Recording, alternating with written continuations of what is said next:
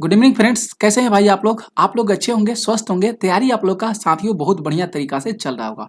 तो फ्रेंड्स, आज भी लुसेंट और एनसीईआरटी के जीके जीएस के प्रश्न हम लोग करने वाले हैं, जो हर एग्जाम के लिए मेरे साथियों इंपॉर्टेंस होता है। और आप लोग डेली इस क्लास को देखिए। एक ये जो क्लास होती है मेरे साथियों रिकॉर्डेड क्लास है, ठीक है।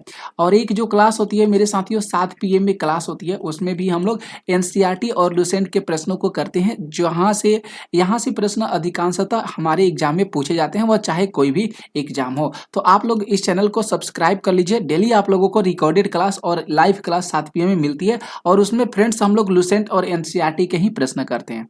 तो आज हम लोग देखेंगे प्रैक्टिस सेट हम लोगों का 15 है, और हम लोगों का क्लास जो है 95 नंबर का ये क्लास है। तो बहुत बढ़िया बढ़िया प्रश्न देखने को मिलेगा, एग्जाम के लिए ही दृष्टिकोण से मिलेगा, ठीक है। तो आइए हम लोग अपने क्लास को स्टार्टिंग करते हैं। देखते हैं आज की क्लास का पहला प्रश्न। देखिए फ्रेंड्स, कितना बढ़िया प्रश्न है। यहाँ पे प्रश्न पहला कहा गया है कि किसी क्षेत्र को मरुस्थल माना जाता है। यहाँ पे मरुस्थल है, ठीक है, मरुस्थल है, ठीक है। तो भाई कह रहे हैं कि किसी क्षेत्र को मरुस्थल माना जाता है। क्यों? मरुस्थल का मतलब आप लोग जानते ही हैं, रेगिस्तान। क्योंकि जहां बालू के टीलों की प्रधानता होती है। नहीं, गलत बोल रहा है। तापमान 42 डिग्री सेल्सियस अधिक होता है। नहीं, वार्षिक वर्षा 25 सेंटीमीटर से कम होता है ना वहां पे, वहां के क्षेत्र को हम लोग मरुस्थल के नाम से जानते हैं। तो भाई यहाँ पे सी ऑप्शन सही चला जाएगा, ठीक है। आगे बात करेंगे। सेकेंड नंबर जो प्रश्न देखिएगा कि दिए गए विकल्पों में से कौन कौन जो है यमुना की सहायक नदी नहीं है। यमुना की सहायक नदी नहीं है। अगर घाघरा नदी की बात करेंगे भाई, यहाँ पे सी ऑप्शन सही जाएगा, ठीक है।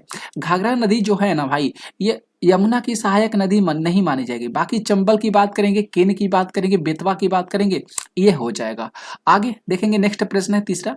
तीसरा नंबर प्रश्न है कि किसी दर्रे से होकर ब्रह्मपुत्र नदी भारत में प्रवेश करती है। मतलब वह कौन सा दारा है जिससे होकर ब्रह्मपुत्र नदी जो है ये भारत देश में प्रवेश करती है। तो यांगपा जो दारा देख रहे हैं ना यहाँ पे, यांगयापा दारा, इसी से होकर फ्रेंड्स ब्रह्मपुत्र नदी जो है भारत देश में प्रवेश करती है। तो फ्रेंड्स यहाँ पे बी ऑप्शन सही चला जाएगा। आगे देखेंगे। नेक्स्ट प्रश्न है चौथा कि 90 ईस्ट रीच। यहाँ पे ये प्रश्न बहुत बढ़िया है कि 90 ईस्ट रीच जो है ये कहाँ पे स्थित है। ये प्रश्न बहुत बढ़िया है। तो बात करेंगे फ्रेंड्स, हिंद महासागर को आप लोग सही कर लीजिएगा। ए ऑप्शन सही जाएगा। बढ़िया बढ़िया प्रश्न है ना फ्रेंड्स, देख रहे हैं कितना बढ़िया बढ़िया प्रश्न है। छोटे छोटे तो हैं, कुछ छोटे भी है, कुछ बड़े भी हैं। यहाँ पे प्रश्न 5 है कि भारत में गरीबी के निर्धारण हेतु योजना आयोग ने किस वर्ष सुरेश तेंदुलकर समिति का गठन किया था। तो बात करेंगे 2004 में सुरेश तेंदुलकर समिति का गठन जो है योजना आयोग के द्वारा कब किया गया था भाई। तो सुरेश तेंदुलकर समिति का गठन योजना आयोग के द्वारा 2004 में किया गया था, ठीक ना। तो यहाँ पे भी ऑप्शन चला जाएगा सही। अगर 6 प्रश्न की बात करेंगे कि दिए गए प्रश्नों का सही मिलान करना है। क्या करना है? सही मिलान करना है फ्रेंड्स, ठीक है। बढ़िया बढ़िया प्रश्न है। अगर यहाँ पे देखिए क्षेत्र दिया गया है और उत्पादन दिया गया है, तो जो प्राथमिक क्षेत्र होता है उसमें मधुमक्खी पालन होता है, ठीक है। द्वितीय क्षेत्र में होता है जूते का कारखाना, और तृतीय क्षेत्र में आ जाता है सलाहकारी जो संस्था होती है, वह तृतीय क्षेत्र में आती है। तो फ्रेंड्स यहाँ पे ए का यानी दूसरा सही चला गया, बी का तीसरा सही चला गया, और सी का पहला सही चला गया। तो भाई यहाँ पे हम लोग ए ऑप्शन को सही कर लेंगे। 2 3 1 सही चला जाएगा। 7 प्रश्न की बात करेंगे कि पश्चिम बंगाल का रानीगंज किसके लिए प्रसिद्ध माना जाता है। तो कोयला क्षेत्र के लिए जो है रानीगंज प्रसिद्ध माना जाता है फ्रेंड्स। डी ऑप्शन चला जाएगा सही। आगे देखिएगा। प्रश्न नंबर 8 है कि कार्बन टैक्स लगाने वाला विश्व का पहला देश कौन सा है। कार्बन टैक्स लगाने वाला विश्व का पहला देश फिनलैंड है। ओके, इंपॉर्टेंस है, ध्यान रख लीजिएगा। कार्बन टैक्स लगाने वाला विश्व का पहला देश कौन सा है? फिनलैंड है। प्रश्न 9 है संविधान सभा के प्रारूप समिति के अध्यक्ष कौन थे। तो डॉक्टर भीमराव अंबेडकर। डॉक्टर भीमराव जो अंबेडकर थे ये संविधान सभा के प्रारूप समिति के अध्यक्ष थे। तो डी ऑप्शन सही चला जाएगा। प्रश्न देखिएगा भाई, 10 नंबर है। 10 नंबर प्रश्न है कि भारतीय संविधान में न्यायिक पुनर्विलोकन की व्यवस्था किस देश के संविधान से लिया गया। किस देश के संविधान से लिया गया? तो भाई याद रखेंगे अमेरिका से लिया गया। किस देश के संविधान से लिया गया है? जो न्यायिक पुनर्विलोकन है ये अमेरिका के देश के संविधान से लिया गया है, ठीक है। तो ए ऑप्शन सही चला जाएगा। 11 नंबर अगर प्रश्न की बात करेंगे कि वित्त विधेयक के बारे में विशेष उपबंध संविधान के किस अनुच्छेद में वर्णन किया गया है। तो बात करेंगे फ्रेंड्स आर्टिकल 117 है ना भाई, इसी में वर्णन किया गया है। तो फ्रेंड्स बी ऑप्शन यहाँ पे सही चला जाएगा। 12 देखिएगा, 12 प्रश्न है कि संघ और राज्यों के अधीन सेवाएं संविधान के किस भाग में उल्लेखित किया गया है। तो फ्रेंड्स याद रख लेंगे, जो भाग 14 है ना, उसी में वर्णन किया गया है। जितने भी संघ हैं हो जाएंगे, राज्य हो जाएंगे, जितने भी इनके अधीन सेवाएं होती है, ये जो होती है भाग 14 में है, ठीक है, इसका उल्लेख किया गया है। 13 नंबर प्रश्न है भाई कि मिलान करने वाला, ठीक है फ्रेंड्स, यहाँ पे सूची 1 और सूची 2 दिया गया है, ठीक है। बढ़िया बढ़िया प्रश्न देखने को मिलेगा। बंदी प्रत्यक्षीकरण जो है ये सशरीर प्रस्तुत होना, ठीक है, बंदी प्रत्यक्षीकरण सशरीर प्रस्तुत होना, यहाँ पे ए का चौथा जाएगा सही। अगर परमा आदेश की बात करेंगे, जो हमें आदेश देते हैं उसी को परमा आदेश बोलते हैं, ए बी का तीसरा चला जाएगा। प्रतिषेध क्या होता है भाई, जो अधीनस्थ न्यायालय के जो लेख होते हैं ना, उसी को प्रतिषेध बोला जाता है, सी का दूसरा हो गया। अगर अधिकार परीक्षा की बात करेंगे, ये किसी अधिकार से, ठीक है, तो डी का फ्रेंड्स यहाँ पे क्या हो जाएगा, पहला सही चला जाएगा। तो फ्रेंड्स 4 3 2 1 जो देखेंगे तो ऑप्शन नंबर डी में दिया गया है, तो हम लोग डी को जो है सही कर लेंगे। 14 प्रश्न है कि संसदीय शासन में वास्तविक कार्यपालिका शक्ति निम्न में से किसके पास होती है। तो जो होती है वास्तविक कार्यपालिका शक्ति वह प्रधानमंत्री के पास होती है। किसके पास, प्रधानमंत्री के पास होती है, बी ऑप्शन सही जाएगा।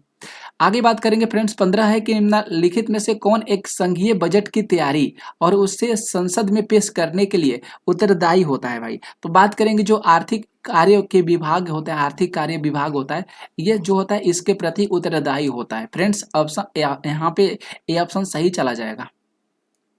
अगर 16 प्रश्न की बात करेंगे कि उच्चतम न्यायालय में संविधान के निर्वाचन से संबंधित मामले की सुनवाई करने के लिए न्यायाधीशों की संख्या कम से कम कितनी होनी चाहिए। हाई कोर्ट की यहाँ पे सुप्रीम कोर्ट की बात कर रहे हैं ना, उच्चतम न्यायालय की, तो फ्रेंड्स यहाँ पे कितने जो है होने चाहिए मेंबर्स, यानी न्यायाधीशों की संख्या कम से कम होना चाहिए। तो फ्रेंड्स याद रख लेंगे 5, ठीक है, कितना होना चाहिए, 5 होना चाहिए, बढ़िया है, याद रख लीजिएगा। आगे बात करेंगे, यहाँ पे 17 प्रश्न दिया गया है औरंगजेब। औरंगजेब के संबंध में कौन सा कथन जो है असत्य है, ठीक है। तो औरंगजेब जो था ये सभी धर्म को मानता था, बिल्कुल सही बात है। औरंगजेब जो था सभी धर्म को मानता था। इसने गुरु अर्जुन देव को फांसी दिलवाया था। अरे भैया, गुरु अर्जुन देव को फांसी औरंगजेब क्यों दिलाएगा, ठीक है, तो यहाँ पे ये गलत बोल रहा है। यही तो प्रश्न में पूछा गया है कि कौन सा कथन असत्य है, तो भाई हम लोग यहाँ पे बी ऑप्शन को सही कर लेंगे, बी ऑप्शन सही चला जाएगा, ठीक है, असत्य हो जाएगा। और यहाँ इसने जाजिया कर को भी पुनः लागू किया था, हम आप लोगों को बताए थे, ये सही जाएगा। अगर भाई हम लोग 18 प्रश्न की बात करेंगे कि विजयनगर आने वाले प्रमुख विदेशी यात्री डोमिंग पायस किसके शासनकाल में भारत आया था, ठीक ना। तो ये कृष्णदेव राय के शासनकाल में डोमिंग पायस जो है भारत आया था, ये प्रमुख विदेशी यात्री था, ठीक है। आगे बात करेंगे 19 नंबर प्रश्न है कि वैदिक सभ्यता में आर्यों की प्रशासनिक इकाई को कितने भागों में बांटा जाता था। तो बात करेंगे 5 भागों में, कितने भागों में बांटा गया था, 5 भागों में जो है प्रशासनिक इकाई को बांटा गया था। वैदिक सभ्यता की बात कर रहा है। फ्रेंड्स बात करेंगे 20 नंबर प्रश्न है कि सिंधु घाटी सभ्यता का सबसे बड़ा स्थल कौन सा है। तो याद रख लेंगे मोहनजोदड़ो है। कौन है फ्रेंड्स, मोहनजोदड़ो जो है ये सिंधु घाटी सभ्यता का सबसे बड़ा स्थल है। 21 नंबर प्रश्न है कि ऋग्वैदिक कालीन नदियों में सादा नीरा किस नदी का प्राचीन नाम है। तो भाई याद रख लीजिएगा, गंडक नदी का जो है ये प्राचीन नाम है सादा नीरा, ठीक ना, गंडक नदी का। बहुत बढ़िया प्रश्न है। प्रश्न 22 की बात करेंगे कि महात्मा बुद्ध ने सर्वाधिक उपदेश जो है कहाँ पे दिए थे। तो याद रख लीजिएगा श्रावस्ती में दिए थे। कहाँ पे, श्रावस्ती में, ऑप्शन ए सही जाएगा। नेक्स्ट देखेंगे प्रश्न 23 है कि किस स्थान पर साइमन विरोधी जुलूस का नेतृत्व करते हुए लाला लाजपत राय पुलिस द्वारा लाठीचार्ज में घायल हो गए थे। तो फ्रेंड्स बढ़िया प्रश्न है, लाहौर में। कहाँ पे भाई, जो जुलूस निकाला गया था साइमन विरोधी जुलूस, ये लाहौर में निकाला गया था, जिसमें लाला लाजपत राय जो थे पुलिस के लाठीचार्ज के द्वारा घायल हो गए थे। ओके। प्रश्न 24 है कि निम्नलिखित में से किसने गांधी इरविन समझौते में महात्मा गांधी के लाभ को सांत्वना पुरस्कार के रूप में जाना जाता है। तो ऑप्शन नंबर ए को हम लोग सही कर लेंगे, करेक्ट हो जाएगा, एलन कैपेबल जॉनसन, ठीक है, एलन कैपेबल जॉनसन को आप लोग ध्यान में रखिएगा। प्रश्न की बात करेंगे 25 नंबर प्रश्न है कि अपने अध्यक्षीय संबोधन के समय किसने हिंदी भाषा के लिए रोमन लिपि लागू करने की वकालत किया था। किसने किया था भाई, तो याद रख लीजिएगा सुभाष चंद्र बोस किए थे। किसने किया था, सुभाष चंद्र बोस, सी ऑप्शन जाएगा सही।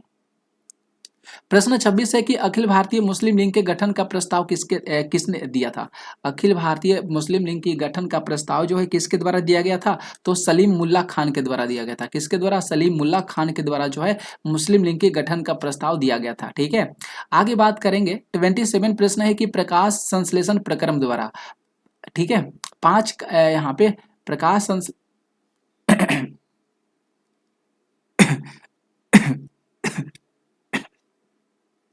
देखिए, प्रकाश संश्लेषण के द्वारा जो पौधे, यहाँ पे क्या है फ्रेंड्स, पौधे हैं, पौधे कार्बोहाइड्रेट का संश्लेषण करते हैं और ये कार्बोहाइड्रेट निम्न में से किससे मिलकर बना होता है। ठीक है ना, तो बात करेंगे फ्रेंड्स, ये ऑक्सीजन से मिलकर बना होता है, कार्बन से मिलकर बनता है, हाइड्रोजन से मिलकर बना होता है। ठीक है, तो डी ऑप्शन यहाँ पे सही जाएगा।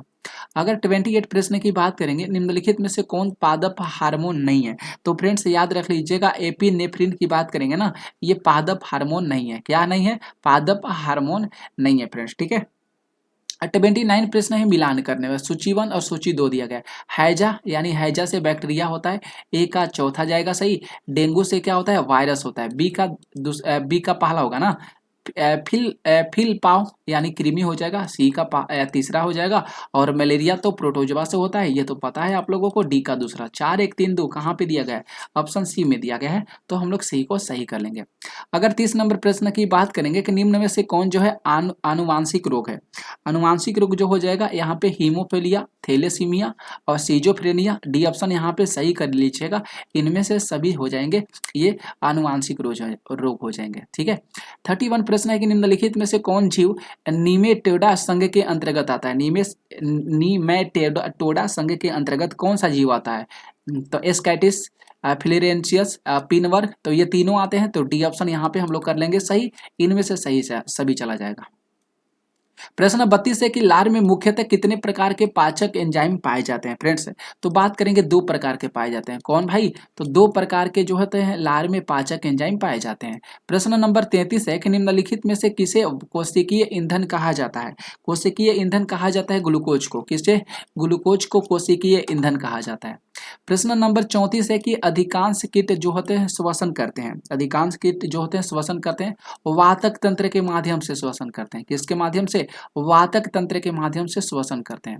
प्रश्न 35 है कि साबुन के पतले झाग में चमकदार रंगों का बनना किस परिघटना का परिमाण माना जाता है, तो फ्रेंड्स प्रकाश के परावर्तन और व्यक्तीकरण के वजह से होता है ऐसा, ए ऑप्शन सही जाएगा।